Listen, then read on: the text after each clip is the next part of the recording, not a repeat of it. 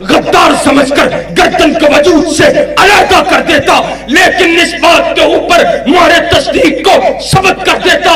صدیق وہ ہے جو ہر شے کو تج کرنا گوارا کر سکتا ہے، لیکن محمد سے غداری کرنا گوارا نہیں کر سکتا۔ نعرہ تکبیر، نعرہ تکبیر، شان صحابہ، شان صدیق اکبر، قرآن و سنت موومنٹ پاکستان۔ اور آج افسوس کی بات ہے، صحابہ کی گستاخیاں کی جاتی ہیں، صحابہ پہ تبرہ کیا جاتا ہے، اور یہ خیال کیا جاتا ہے صحابہ کا دفاع کرنے والا کوئی نہیں ہوگا۔ جن کے دفاع کے اندر رب کا قرآن بولتا ہو، اور جن کے دفاع کے اندر کائنات کے امام کا فرمان بولتا ہو، ان صحابہ کی عزت اور ناموس کے اوپر پہرے داری کا فریضہ سر انجام دیتے ہوئے ہم کٹنا اپنے لیے باری سے عزت، عظمت اور افتخار سمجھتے ہیں۔ کائنات کے امام کے صحابہ جن کے بارے میں عبداللہ ابن مسعود نے کہا تھا، ان اللہ نظر فی قلوب العباد فوجد قلب محمد خیر قلوب العباد فاصطفاه لنفسه وبعثه برسالته ثم نظر في قلوب العباد بعد قلب محمد صلى الله عليه وسلم فوجد قلوب اصحابه خير قلوب العباد ثم جعلهم وزراء النبي صلى الله عليه وسلم۔ کائنات کے امام کے صحابہ کی عظمت کو بیان کرتے ہوئے عبداللہ بن مسعود کہتے ہیں، اللہ نے اصل میں لوگوں کے دلوں کو دیکھا، بہترین ترین دل کائنات کے امام کے دل کو پایا، آپ کو منصب نبوت پہ سرفراز فرما دیا، آپ کو خلعت ختم نبوت کو اوڑھ دیا۔ کائنات کے امام کے بعد لوگوں کے دلوں کو دیکھا، بہترین ترین دل کائنات کے امام کے صحابہ کے دلوں کو پایا، صحابہ کے دلوں کو بہترین پایا، آپ کو کائنات کے امام کا ساتھی بنا دیا۔ عظمت صحابہ، شان صحابہ، مقام صحابہ، گواہان ختم نبوت، حافظ طیب الہی صحیح کا۔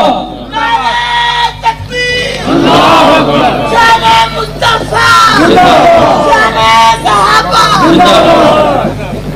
اور اللہ کے فضل و کرم سے صدیق کا مقام پتہ ہے کیا ہے؟ کائنات کے امام کے حوالہ سے صحابہ نے نقل کیا ہے، کہا ہم نے کائنات کے امام کے زبان سے جب بھی سنا، کائنات کا امام کہتا خرجت انا وابو بکر وعمر دخلت انا وابو بکر وعمر، کہا وعمر، کہا کائنات کا امام جب بھی کہتا میں فلاں جگہ پہ داخل ہوا، میرے ساتھ ابو بکر و عمر تھے، میں فلاں جگہ سے نکلا تب بھی میرے ساتھ ابو بکر و عمر تھے۔ بات کو آگے بڑھاتا ہوں، کائنات کا امام قبر کے اندر اتارا گیا، آج بھی ساتھ ابو بکر و عمر ہے، کل قیامت کے روز اٹھایا جائے گا تب بھی ابو بکر و عمر ساتھ ہوں۔ شان صدیق اکبر، شان فاروق اعظم، خلافت راشدہ، خلافت راشدہ۔ اور ان کو یہ مقام بلند اس لیے حاصل ہوا کہ انہوں نے کائنات کے امام کا دفاع کیا تھا، انہوں نے دفاع کا حق ادا کیا تھا، ایسی ایسی قربانیاں پیش کی، ایسی ایسی اپنی جوانیوں کو لٹوا دیا، نہ دنوں کو دیکھا، نہ راتوں کو دیکھا، نہ لیل کو دیکھا، نہ نہار کو دیکھا۔ کائنات کے امام کا ادنا اشارہ آبرو ہوتا، صحابہ گردنوں کو کٹوانا اپنے لیے اعزاز سمجھتے تھے۔ کائنات کے امام کا صحابی ہے عبداللہ ابن ابی، منافق کا بیٹا ہے، خود توحید والا ہے، خود ایمان والا ہے، خود کائنات کے امام کا پروانہ ہے، عبداللہ ہی اس کا نام ہے رضی اللہ تعالی عنہ۔ کائنات کے امام کی شان میں عبداللہ ابن ابی نے گستاخی کی ہے، کائنات کے امام کا یہ پروانہ دوڑتا ہے، مدینہ کے راستے میں عبداللہ ابن ابی کو روکتا ہے، کہتا ہے تو ذلیل ہے، اپنے بارہ میں ان کلمات کو ادا کر اور میں تجھے اب مدینہ کے اندر داخل ہونے نہیں دوں گا جب تک کائنات کا امام اجازت نہیں دے گا۔ کائنات کے امام کی بارگاہ میں پیش ہوتا ہے، کیا کہتا ہے؟ کہتا ہے اللہ کے رسول صلی اللہ علیہ وسلم لقد علمت الانصار بانی ابر الناس بوالدیہ، اے اللہ کے رسول انصار کے لوگ اس بات کو اچھے سے جانتے ہیں جتنا میں اپنے والد کا وفادار ہوں، مجھ سے زیادہ اپنے والد کا وفادار، اپنے والد کا حیا کرنے والا، اپنے والد کا فرمانبردار پورے انصار میں کوئی نہیں ہے۔ لیکن کائنات کے امام اگر آپ نے میرے باپ کے قتل کا ارادہ کر لیا ہے، یہ گستاخ رسول کی سزا صحابہ خود بیان کر رہا ہے، صحابی خود بیان کر رہا ہے، گستاخ رسول کے حوالے سے اپنے جذبات کا اظہار صحابی خود کر رہا ہے۔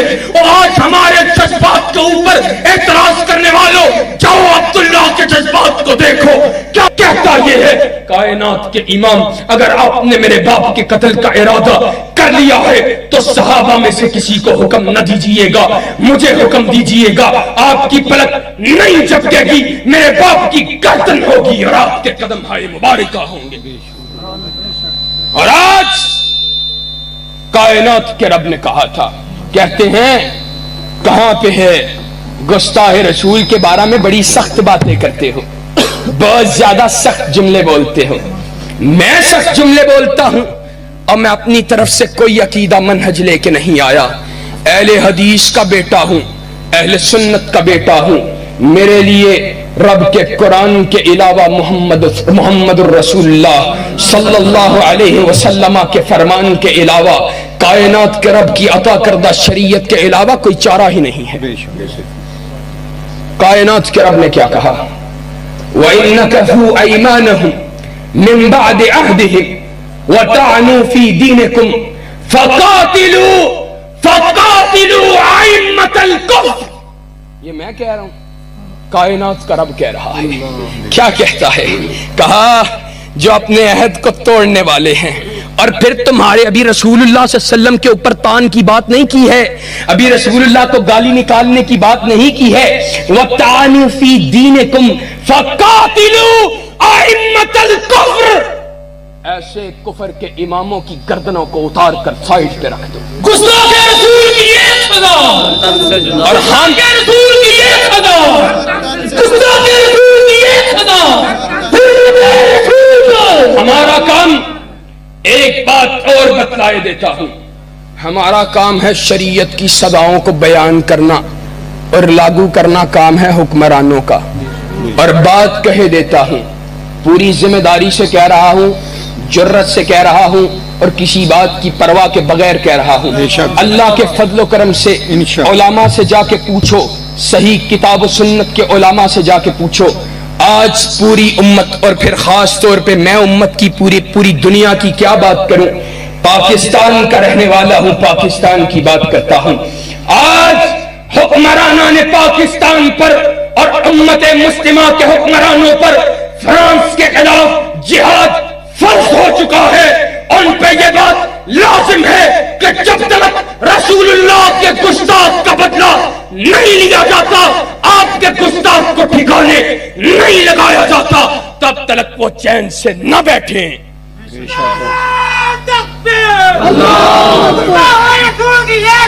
سرتن سجدہ، اور یاد رکھو جا اپنی بات نہیں کرتا، رسول اللہ صلی اللہ علیہ وسلم کی کرتا ہوں۔ کائنات کے امام نے کہا تھا دو باتیں، دو حدیثیں۔ کائنات کا امام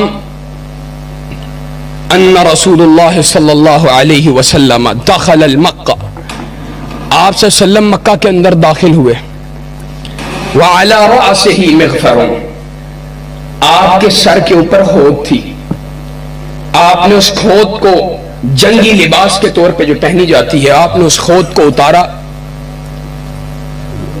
ثم جاء رجل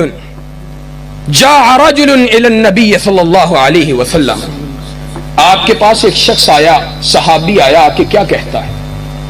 کہا اللہ کے رسول صلی اللہ علیہ وسلم ابن الخطل متعلق من نستار الکعبۃ، ابن خطل وہ کعبۃ اللہ کے پردوں کے ساتھ لٹکا ہوا ہے۔ جب عام معافی کا اعلان کیا، جب ابو سفیان رضی اللہ تعالی عنہ کے گھر کو امان کی ضمانت قرار دیا، پھر کہا